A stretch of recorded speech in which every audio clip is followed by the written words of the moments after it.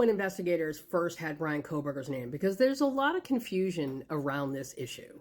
There was a large document dump that came out last Friday, October 31st.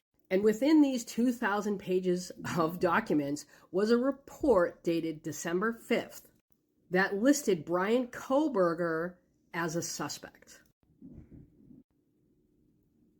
A lot of people are saying, well, this information conflicts with Brett Payne's testimony when he was being cross-examined by Ann Taylor back in, I think, March or April. In that hearing, Ann Taylor asks Brett Payne to tell her at what point did he first learn of Bryan Kohberger's name.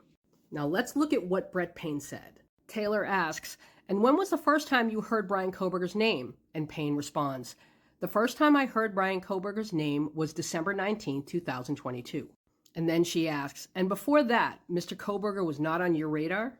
And Brett Payne says, no ma'am. People are choosing to interpret this as Brett Payne saying that investigators, law enforcement, didn't have Kohberger's name until December 19th.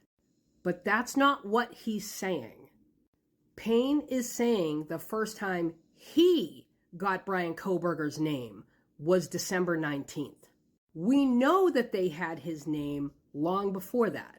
On November 29th, Washington State University Campus Security did a query in their database for white Hyundai Elantras. They also did a physical search of the parking lots associated with the school for white Hyundai Elantras. Among the cars that they found was Bryan Kohberger's. That's when they ran the plates. They learned that on November 18th, Bryan Kohberger changed his plates, which was customary for him to do because that was around his birthday, which gives you an idea of maybe that's why he chose November 13th, so that it wouldn't look weird if he changed his plates 5 days later.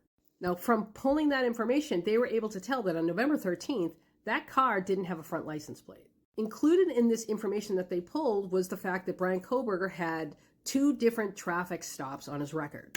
And during those traffic stops, he gave his phone number.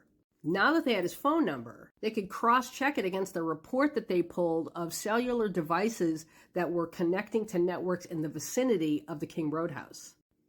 And when they did that, they learned that his car was not connected to a network during the time of the murders. They were also able to get a copy of his license because of the traffic stops. So now they had someone who matched the physical description, who didn't have a front license plate on their car like they had seen on the video footage. He'd changed his plates 5 days after the murders, and his phone was not connected to a cellular network in the vicinity of the house during the time of the murders. Those 4 data points are what took him from a person of interest to a suspect. Despite claims that Moscow PD never received any of this information, they had to have received this information if it made it into the PCA.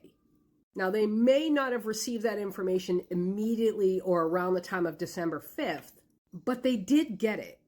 Just because Brett Payne may not have had that information by December 19th doesn't mean that law enforcement and investigators didn't have that information. They're not going to run to Brett Payne with a name the minute they find his car. They weren't going to hand off superfluous information to Brett Payne, meaning they weren't just going to give him anything. Their job was to investigate leads, which they did. And once they had all of these data points and all this information about Kohberger, that's when they made the report. Just because Brett Payne didn't have that report before December 19th doesn't mean he's lying. Again, for the cheap seats, law enforcement had to have had this information about WSU security finding Kohberger's car because it made it into the PCA. Remember, they found the car on November 29th. They had his name on that report by December 5th, which means there wasn't that much of a delay between when WSU security found his car and when law enforcement knew about Bryan Kohberger. Could there have been a delay in getting that information to Brett Payne? Absolutely. But stop saying that they're being dishonest or that they're lying about when they knew about him, because that's not accurate.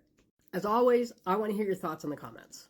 And remember, if you want my bonus content, you can either become a subscriber to my YouTube channel, or you can become a subscriber to my Patreon at patreon.com/mycharacteranalysis.